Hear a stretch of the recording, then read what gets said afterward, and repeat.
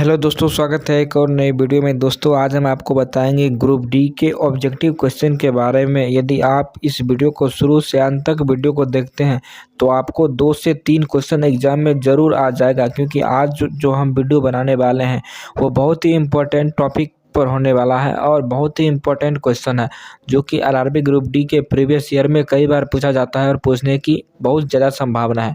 तो चलिए simple question की तरफ बढ़ते हैं। देखिए क्वेश्चन नंबर 1 में कहा गया कि निम्नलिखित में से कौन संसद का अनन्य भाग नहीं है। संसद का अनन्य भाग नहीं है तो इसका ऑप्शन है राष्ट्रपति, बी में है उपराष्ट्रपति, सी में है लोकसभा, डी में है राज्यसभा। देखिए जो संसद का जो अनन्य भाग नहीं होता है उसका राइट आंसर होगा उपराष्ट्रपति।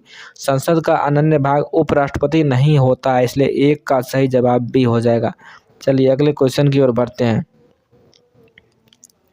देखिए क्वेश्चन नंबर 2 में कहा गया कि भारतीय संविधान के किस भाग को उसकी आत्मा की संज्ञा प्रदान की गई है। इस क्वेश्चन में कहा गया कि भारतीय संविधान के किस भाग को उसकी आत्मा कहा गया है। ऑप्शन ए में है प्रस्तावना, बी में है मौलिक अधिकार, सी में है राज्य के नीति निर्देशक तत्व, डी में है संविधान के सभी अनुच्छेद को। तो इसका सही जवाब जो हो जाएगा प्रस्तावना को। प्रस्तावना को भारतीय संविधान सभा की आत्मा कहा गया, इसलिए 2 का सही जवाब ए हो जाएगा। चलिए इसका आंसर बताइए, कमेंट बॉक्स में अपना आंसर जरूर भेजते रहिएगा। देखिए क्वेश्चन नंबर 3 में कहा गया कि पटना उच्च न्यायालय की स्थापना कब हुई, जो कि बीपीएससी में पूछा है और आरआरबी रेलवे में भी पूछा है। पटना उच्च न्यायालय की स्थापना कब हुई, तो इसका ऑप्शन है 1916, 1917, सी में 1918 और डी में 1921। देखिए पटना उच्च न्यायालय की स्थापना कब हुई, तो इसका सही जवाब जो हो जाएगा 1916 हो जाएगा। 1916 को पटना उच्च न्यायालय की स्थापना हुई थी, इसलिए राइट आंसर ए हो जाएगा। चलिए अगले क्वेश्चन की ओर बढ़ते हैं। देखिए क्वेश्चन नंबर 4 में कहा गया कि भारत के उपराष्ट्रपति का चुनाव किया जाता है। भारत के उपराष्ट्रपति का चुनाव किस में किया जाता है। ऑप्शन ए में संसद के द्वारा, बी में राज्यसभा के सदस्य के द्वारा, सी में संसद के निर्वाचित सदस्य द्वारा, डी में कहा गया संसद और राज्य विधान सभाओं के सदस्यों द्वारा। इसका आंसर बताइए। इसका राइट आंसर संसद के सदस्यों द्वारा। भारत के उपराष्ट्रपति का जो चुनाव होता है वह संसद के सदस्यों के द्वारा किया जाता है, इसलिए 4 का जो सही जवाब होगा ए हो जाएगा। चलिए अगले क्वेश्चन की ओर बढ़ते हैं। देखिए क्वेश्चन नंबर 5 में कहा गया कि निम्नलिखित में से किस राज्य में द्विसदनात्मक विधायक नहीं है। निम्नलिखित में से किस राज्य में द्विसदनात्मक विधायक नहीं है। ऑप्शन ए में उत्तर प्रदेश, बी में मध्य प्रदेश, सी में बिहार, डी में है कर्नाटक। इसका आंसर बताइए, निम्नलिखित में से किस राज्य में द्विसदनात्मक विधायक नहीं है। तो इसका जो राइट आंसर होगा वह मध्य प्रदेश होगा। 5 का सही जवाब बी हो जाएगा। मध्य प्रदेश में द्विसदनात्मक विधायिका नहीं है, इसे राइट आंसर बी हो जाएगा। चलिए अगले क्वेश्चन की ओर बढ़ते हैं। देखिए क्वेश्चन नंबर 6 में कहा कि भारत में पहली बार महिलाओं को मताधिकार कब प्राप्त हुआ। देखिए इसको स्टार मार्क कर लीजिए, बहुत ही इंपॉर्टेंट है कि भारत में पहली बार महिलाओं को मताधिकार कब प्राप्त हुआ था। ऑप्शन ए में 1920 में, बी में 1926 में, सी में 1933 में, डी में 1936 में। देखिए भारत में जो पहली बार महिलाओं को मताधिकार जो प्राप्त हुआ था वो 1926 में हुआ था, इसलिए राइट आंसर बी हो जाएगा। 1926 में पहली बार महिलाओं को मताधिकार प्राप्त हुआ था, यानी वोट देने का अधिकार प्राप्त हुआ 1926 में। चलिए अगले क्वेश्चन की ओर बढ़ते हैं।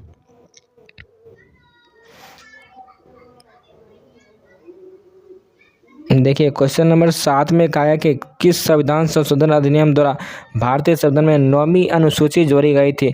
निम्नलिखित में से किस संविधान संशोधन अधिनियम द्वारा भारतीय संविधान में 9वीं अनुसूची जोड़ी गई थी। ऑप्शन ए में पहला, बी में दूसरा, सी में 7वां और डी में है 9वां। देखिए किस संविधान संशोधन अधिनियम द्वारा भारतीय संविधान में 9वीं अनुसूची जोड़ी गई थी, तो इसका राइट आंसर हो जाएगा पहला।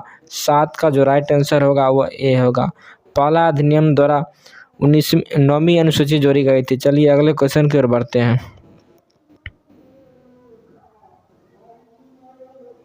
देखिए क्वेश्चन नंबर 8 में कहा है कि मौलिक अधिकार को लागू करने का दायित्व है। मौलिक अधिकारों को लागू करने का दायित्व है। ऑप्शन ए में उच्चतम न्यायालय पर, बी में उच्चतम न्यायालय पर, सी में उपयुक्त दोनों पर, डी में भारत के मुख्य न्यायाधीश पर। देखिए मौलिक अधिकारों को जो लागू करने का जो दायित्व होता है उसका राइट आंसर हो जाएगा उपयुक्त में से दोनों पर, यानी उच्चतम न्यायालय पर और उच्च न्यायालय पर भी होता है। चलिए अगले क्वेश्चन की ओर बढ़ते हैं।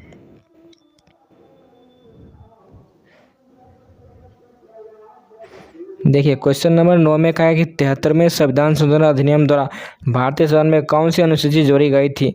73वें संविधान संशोधन अधिनियम द्वारा भारतीय संविधान में कौन सी अनुसूची जोड़ी गई थी। ऑप्शन ए में 9वीं, बी में है 10वीं, सी में है 11वीं और डी में है 12वीं। तो इसका जल्दी से आंसर बताइए। इसका राइट आंसर है 11वीं। जो 73वें संविधान संशोधन अधिनियम हुआ था, जो भारतीय संविधान की 11वीं अनुसूची जोड़ी गई थी, 11वीं अनुसूची जोड़ी गई थी, इसलिए राइट आंसर सी हो जाएगा। चलिए अगले क्वेश्चन की ओर बढ़ते हैं। देखिए क्वेश्चन नंबर 10 में कहा है कि निम्नलिखित में से किस प्रदेश में विधान परिषद नहीं है, जो कि आरआरबी 2008 में पूछा गया था, रेलवे बोर्ड द्वारा पूछा गया था। देखिए इसमें कहा है कि निम्नलिखित में से किस प्रदेश में विधान परिषद नहीं है। ऑप्शन ए में उत्तर प्रदेश, बी में महाराष्ट्र, सी में बिहार, डी में उत्तराखंड। किस प्रदेश में विधान परिषद नहीं है, इसका जो राइट आंसर हो जाएगा वो उत्तराखंड होगा। 10 का सही जवाब डी हो जाएगा। किस राज्य में विधान परिषद नहीं है, तो उत्तराखंड इसका राइट आंसर हो जाएगा।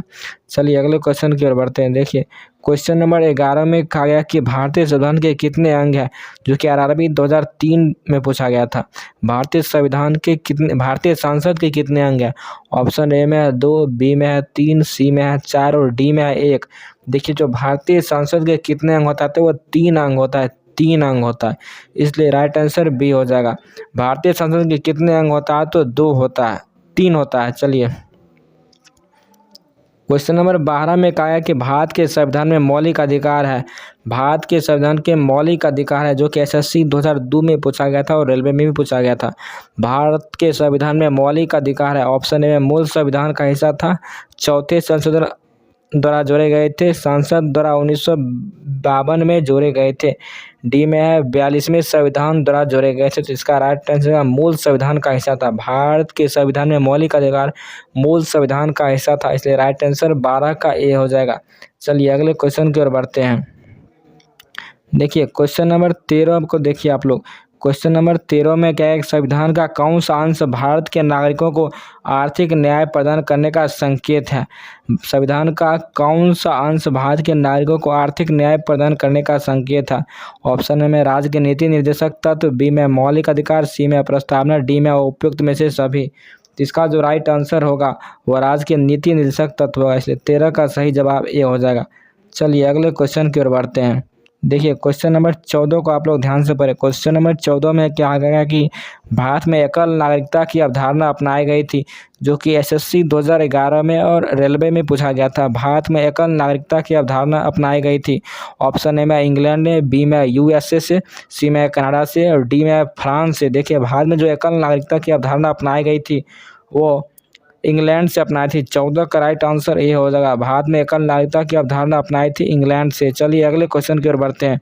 क्वेश्चन नंबर 15 में कहा गया कि भारतीय संविधान में कितनी भाषाएं क्षेत्रीय भाषा के रूप में मान्यता प्राप्त है, जो कि बीपीएससी और रेलवे दोनों में पूछा गया है कि भारतीय संविधान में कितनी भाषाएं क्षेत्रीय भाषा के रूप में मान्यता प्राप्त है। ऑप्शन ए में है 12, बी में है 13, सी में है 22 और डी में है 14। तो इसका जो राइट आंसर होगा वह 14 होगा, 14। भारतीय संविधान में कितनी भाषाएं क्षेत्रीय भाषा के रूप में मान्यता है, तो 14 भाषा हो जाएगा, इसलिए राइट आंसर नहीं 22 होगा, 22। ऑप्शन सी में मिस्टेक है थोड़ा, डी पहले आ गया, इसलिए 22 भाषा होगा। भारतीय संविधान में कितनी भाषा क्षेत्रीय भाषा के रूप में मान्यता है, तो 22 हो जाएगा। चलिए अगले क्वेश्चन की ओर बढ़ते हैं। देखिए क्वेश्चन नंबर 16 में क्या है कि भारतीय संविधान में न्यायालय में कौन परिवर्तनीय है।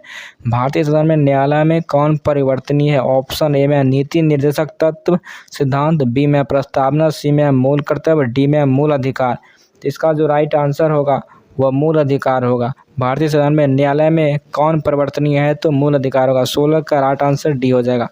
चलिए अगले क्वेश्चन का आंसर बताइए। क्वेश्चन नंबर 17 का आंसर आप लोग कमेंट बॉक्स में बताइए कि किस देश में दोहरी नागरिकता का सिद्धांत स्वीकार किया गया है। किस देश में दोहरी नागरिकता का सिद्धांत स्वीकार किया गया है। ऑप्शन ए में भारत, बी में कनाडा, सी में ऑस्ट्रेलिया, डी में संयुक्त राज्य अमेरिका।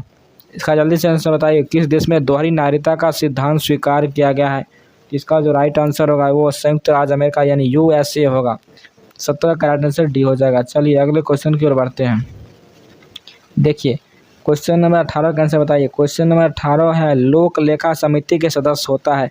लोक लेखा समिति के सदस्य होता है। ऑप्शन ए में संसद के दोनों सदनों में चुने जाते हैं। बी में लोकसभा के सदस्यों से ही चुने जाते हैं। सी में राज्यसभा के सदस्यों से ही चुने जाते हैं। डी में राष्ट्रपति द्वारा मनोनीत किए जाते हैं। तो इसका जो राइट आंसर होगा वो संसद के दोनों सदनों में चुने जाते हैं। 18 का सही जवाब ए हो जाएगा। चलिए अगले क्वेश्चन की ओर बढ़ते हैं। क्वेश्चन नंबर देखिए 19। क्वेश्चन नंबर 19 में कहा है कि आंध्र प्रदेश एक भाषाई राज्य के रूप में गठित कब हुआ था, जो कि यूपीपीसीएस 2009 में और आरआरबी रेलवे में पूछा गया था। देखिए ऑप्शन ए में 1950, बी में है 1953, सी में 1956, डी में 1961 में आंध्र प्रदेश एक भाषाई राज्य के रूप में कब गठित किया गया था। तो इसका जो राइट आंसर होगा वह 1953 में होगा। 1953 में आंध्र प्रदेश एक भाषाई राज्य के रूप में गठित हुआ था, इसलिए राइट आंसर बी हो जाएगा। चलिए क्वेश्चन नंबर 20 का आंसर आप लोग कमेंट बॉक्स में भेजिए। क्वेश्चन नंबर 20 का आंसर, क्वेश्चन नंबर 20 में कहा है कि संसद के किसी भी सदन के 2 सत्रों के बीच अंतराल किससे अधिक नहीं होना चाहिए। संसद के किसी भी सदन के 2 सत्रों के बीच अंतराल किससे अधिक नहीं होना चाहिए। ऑप्शन ए में 3 महीने, बी में 6 महीने, सी में 9 महीना, डी में 12 महीना, जो कि आरआरबी 2012 में पूछा गया था। देखिए इसका जो राइट आंसर होगा वो हो जाएगा 6 महीने। 6 महीने से अधिक नहीं होना चाहिए, इसलिए 20 का सही जवाब बी हो जाएगा। चलिए अगले क्वेश्चन की ओर बढ़ते हैं।